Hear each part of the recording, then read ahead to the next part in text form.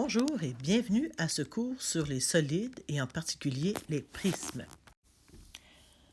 Définissons tout d'abord ce qu'est un solide. Alors un solide, c'est une portion d'espace limitée par une surface rigide fermée. Alors chacun de ces solides renferme de l'espace qui est limité par des surfaces rigides fermées. C'est très important le terme fermé. Si la surface n'est pas fermée, ce n'est pas un solide. Vous remarquez ici qu'il y a deux grandes catégories de solides. Il y a ce qu'on appelle les polyèdres et les corps ronds. Dans les polyèdres, on a les prismes, les pyramides et les polyèdres non convexes. Dans les corps ronds, on a les boules, les cônes, les cylindres. Alors, qu'est-ce qui différencie les polyèdres des corps ronds? Les polyèdres, c'est facile, ils sont limités uniquement par des faces planes. Non, on ne dit pas plate, on dit plane. Alors, toutes ces faces sont des faces planes. Alors que les corps ronds sont des solides limités par au moins une face courbe. La boule n'est que ça, une face courbe. Ici, pour le cône, toute la face latérale est courbe, même si la base ici est une surface plane. Pour le cylindre ici, c'est encore la face latérale qui est courbe, alors que les deux faces qu'on appelle les bases en dessous et au-dessus sont des faces planes. On va faire une dernière petite leçon de vocabulaire. Donc, on parle de face, d'arête et de sommet. Les faces, c'est ce qu'on imagine ici. Ce sont les limites du solide. Alors, je suis en train de surligner en rouge-rose une face de ce solide. Quant aux arêtes, ce sont les segments qui sont à la rencontre de deux faces. Alors, je vais marquer en bleu des arêtes. Voilà. Les arêtes sont, ce qu'on appelle un peu la partie coupante, si on veut. Les arêtes sont la rencontre de deux faces. Tout ça, ce sont des arêtes. Maintenant, les sommets, ce sont les points de rencontre entre deux arêtes. Tout ce qui pique, dans le fond. Alors, ici, on peut simplement marquer ça. Je mets en vert ici mes petits sommets. Les sommets, les sommets, les sommets. Voilà les sommets. Alors, voilà pour la leçon de vocabulaire.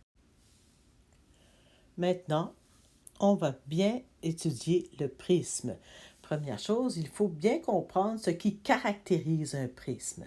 La première chose qu'on reconnaît dans un prisme, c'est qu'il a une paire de faces isométriques et parallèles appelées les bases. Alors, ici en haut et en bas, ce sont toujours des figures isométriques. On a un triangle en haut, on a un triangle en bas. Ici, je n'assume rien, on va dire que c'est un rectangle en haut et un rectangle en bas. Un pentagone en haut, un pentagone en bas. Et à chaque fois, les faces sont parallèles. Le truc, c'est de penser pareil, parallèle, pareil, parallèle. C'est à ça qu'on reconnaît le prisme. Bon, le prisme prend toujours le nom de ses bases, justement. Alors ici, on a un prisme à base triangulaire, un prisme à base rectangulaire. Ici, il y a un prisme à base pentagonale, un prisme à base hexagonale et un prisme à base, 7 côtés, heptagonale. On remarque que les faces latérales, celles qui ressemblent un petit peu au mur de votre chambre, par exemple, c'est ce qu'on appelle les faces latérales parce qu'elles sont sur le côté. Elles sont souvent rectangulaires si le solide est droit. Ici, on a un exemple de prisme droit, c'est-à-dire que les faces latérales sont perpendiculaires aux bases. Si ça n'était pas le cas, on pourrait avoir des faces latérales qui seraient des parallélogrammes. On va se concentrer sur les prismes droits avec des belles faces latérales rectangulaires pour aujourd'hui. On a un exemple ici d'un prisme. Ici, on regarde ses bases. Les bases sont des triangles rectangles, donc il s'agit d'un prisme à base triangulaire, mais triangulaire rectangle. Un prisme triangulaire rectangle, ça a l'air bizarre. vous allez me poser la question, mais qu'est-ce qui arrive si le prisme est posé comme ça, par exemple? Est-ce que ce serait encore un prisme triangulaire ou est-ce que ce serait un prisme à base rectangulaire parce qu'en dessous, la base est un rectangle? Ah ah! Alors, la réponse à ça, c'est que, quelle que soit la façon dont il est placé, notre prisme, ce sont toujours ces bases, les deux faces qui sont isométriques et parallèles qui nous donnent le nom du prisme. Alors, même si mon prisme était placé comme ça, par exemple, je regrette, ce serait encore ces bases triangulaires qui définiraient le prisme. Ce serait encore un prisme à base triangulaire rectangle. Parlons maintenant du développement des prismes.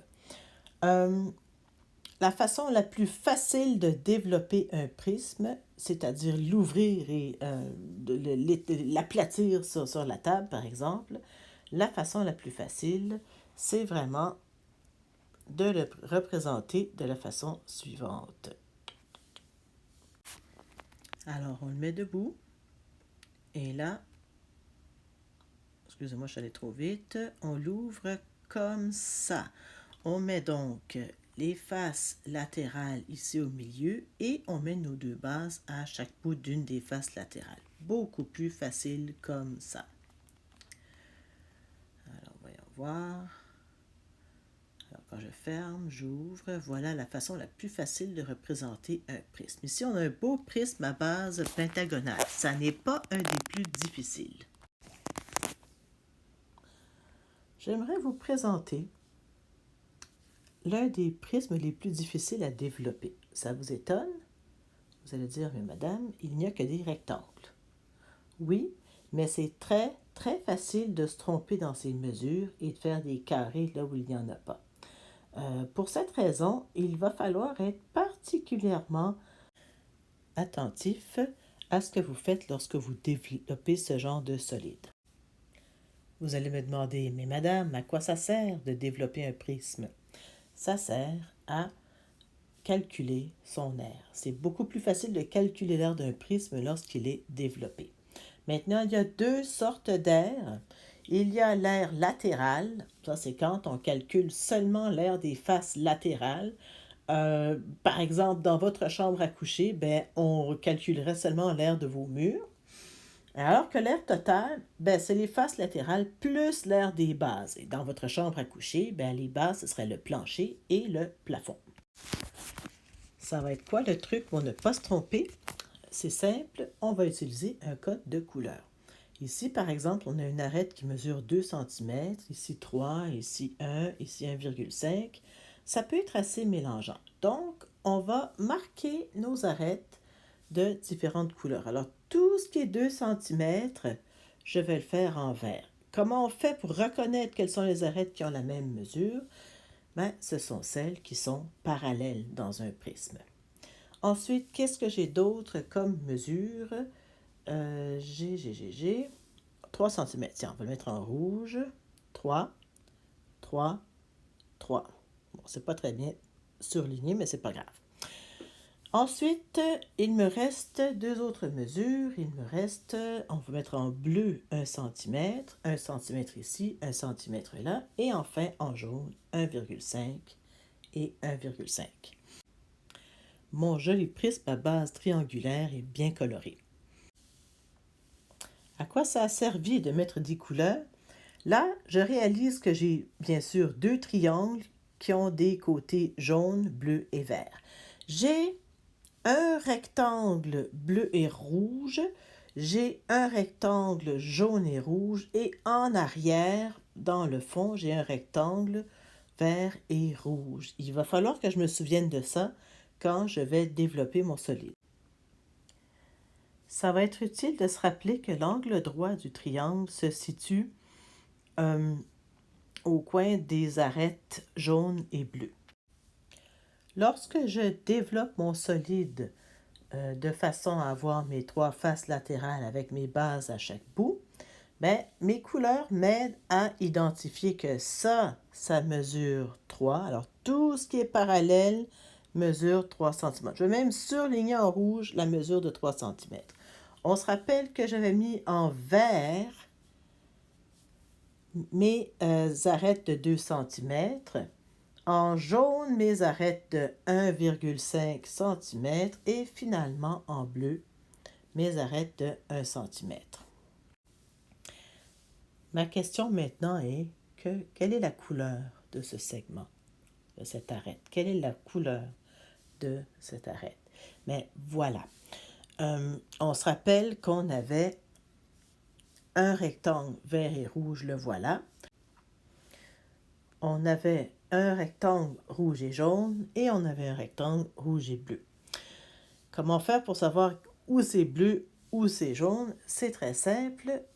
Les arêtes qui sont adjacentes, comme celle-là ici, ça et ça c'est adjacent, ça et ça c'est adjacent, ça devrait avoir la même couleur.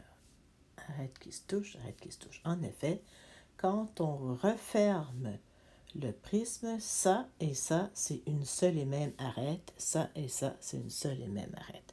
Et là, tout ce qui nous reste à faire maintenant, c'est calculer l'aire de notre prisme. Vous allez me dire que je ne vous ai pas encore montré comment calculer l'aire de ce prisme. C'est parce que vous le savez déjà. En effet, vous n'avez qu'à calculer l'aire de ce rectangle, ce triangle rectangle et celui-là, et vous avez fini. Bien sûr, quand on calcule l'aire du triangle, on commence par écrire la formule, n'est-ce pas? Base fois hauteur divisé par 2. Ensuite, on remplace par les données et on calcule ce qui donne à peu près exactement 0,75 unités d'air. Pour l'aire de chacun des rectangles, c'est toujours base fois hauteur, base 1,5, hauteur 3 cm, et ainsi de suite. Une fois qu'on a calculé toutes les aires de chacune de nos faces, si on veut seulement l'aire latérale, alors on va seulement additionner les aires des 3 rectangles, ce qui nous donnerait 13,5 unités d'air. Par contre, si on veut l'aire totale du prisme, alors on ajoute l'aire des 2 bases, ce qui donne une aire totale de 15. Et voilà, vous avez appris comment calculer l'aire d'un prisme.